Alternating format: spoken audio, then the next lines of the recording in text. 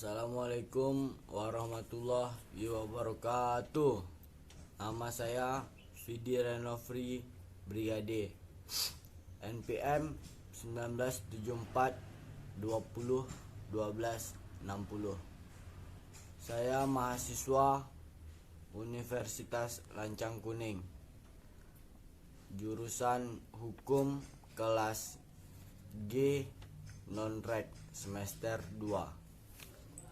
Baiklah, di sini saya akan menjelaskan tentang ekstradisi analisis kasus Muhammad Nazarudin. Di sini saya akan menjelaskan latar belakang dan posisi kasus. Ekstradisi adalah kegiatan pengembalian buronan atau pelaku kejahatan yang melarikan diri dari negara lain kepada negara asalnya dengan perjanjian ataupun tanpa perjanjian sebelumnya. Konsensus dalam hukum internasional adalah suatu negara tidak memiliki suatu kewajiban untuk menyerahkan tersangka kriminal kepada negara asing, karena suatu prinsip negara berdaulat bahwa setiap negara memiliki otoritas hukum atas orang yang berada dalam batas negaranya. Karena ketiadaan kewajiban internasional tersebut dan keinginan untuk mengadili kriminal dari negara yang lain telah membentuk suatu jaringan persetujuan atau perjanjian ekstradisi. Kebanyakan negara di dunia telah menandatangani perjanjian ekstradisi bilateral dengan negara-negara lainnya.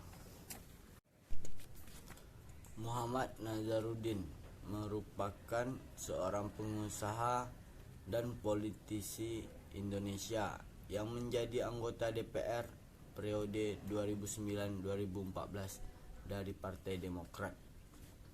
Pada tahun 2011, KPK menyatakan sebagai tersangka kasus suap pembangunan Wisma Atlet Hambalang untuk SEA Games ke-26. Nazarudin pada saat itu dikabarkan telah meninggalkan Indonesia sebelum dirinya ditetapkan sebagai tersangka. Pada akhirnya dia tertangkap di Cartagena de Indias, Kolombia. Kasus ekstradisi sendiri menarik banyak perhatian kalangan karena ekstradisi merupakan salah satu upaya penanganan kasus kejahatan transnasional maupun internasional. Banyak peneliti yang telah menulis tentang kasus ekstradisi dan kasus korupsi ini sebagai pokok pembahasannya. Saya mengambil beberapa untuk tinjauan pustaka.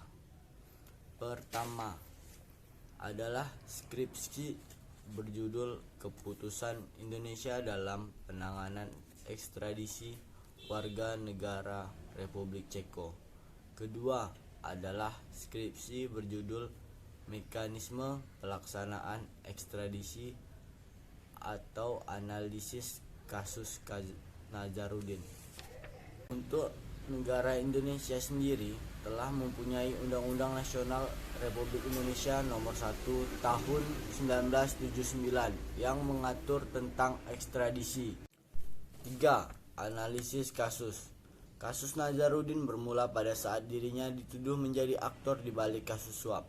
Nazarudin mulai banyak diperbincangkan ketika dirinya dituduh dalam kasus suap Semenpora Wafid Muharram.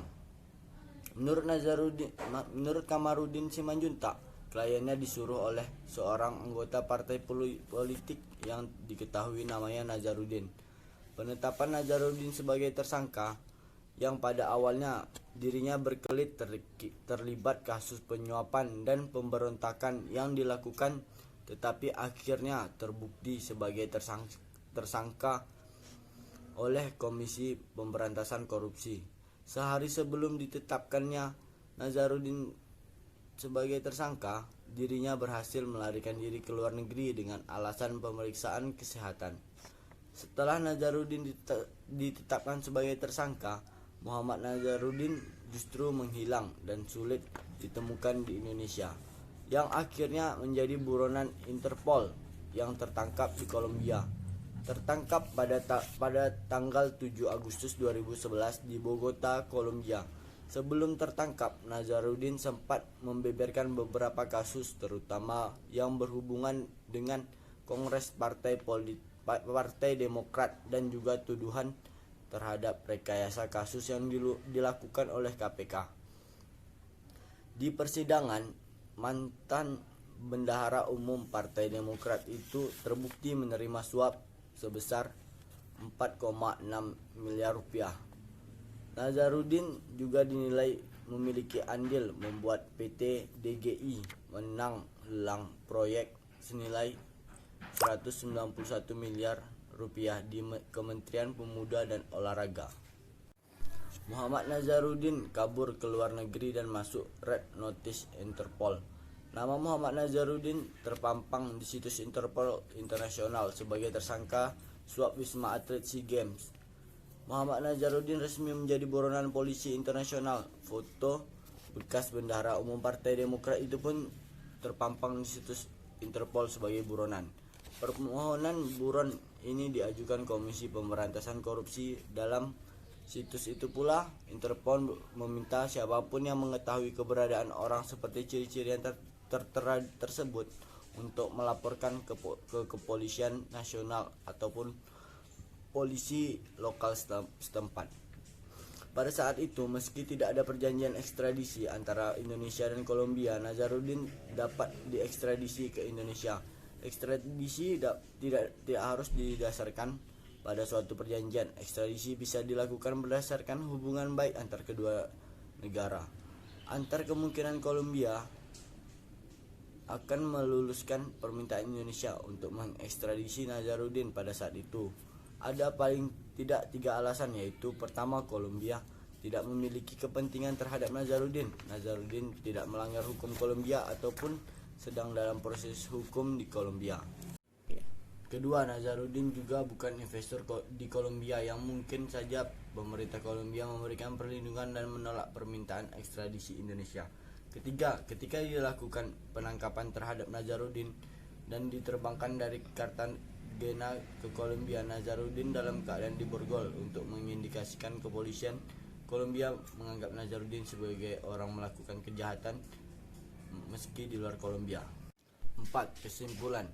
Ekstradisi menurut Undang-Undang Republik Indonesia Nomor 1 Tahun 1979 adalah penyerahan oleh suatu negara yang meminta penyerahan yang disangka atau dipidana karena melakukan suatu kejahatan di luar wilayah negara yang menyerahkan dan di dalam yurisdiksi wilayah negara yang meminta penyerahan tersebut karena berwenang mengadili dan menghukumnya. Perjanjian ekstradisi memiliki peranan yang penting dalam membantu penegakan hukum nasional Indonesia, khususnya pemberantasan tindak pidana korupsi dan pengembalian aset-aset hasil tindak pidana korupsi. Dengan adanya ekstradisi memberikan manfaat bagi negara melalui penegak hukumnya yang berwenang dalam membantu proses pencarian dan penangkapan pelaku kejahatan yang melarikan diri di luar yurisdiksi negara Indonesia. Selain itu, adanya landasan yang menjamin untuk bekerja sama yang terbuka diwajib dilaksanakan sesuai permintaan dari para pihak yang menandatangani perjanjian tersebut. Sedangkan ekstradisi yang dilakukan didasarkan pada hubungan baik antar negara belum tentu dapat memberikan jaminan yang sesuai dengan permintaan negara peminta karena tidak ada landasan yang kuat. Sekian penjelasan ekstradisi analisis kasus Muhammad Nazarudin dari saya. Apabila ada kekurangan dan kesalahan, mohon dimaafkan. Terima kasih. Assalamualaikum warahmatullahi wabarakatuh.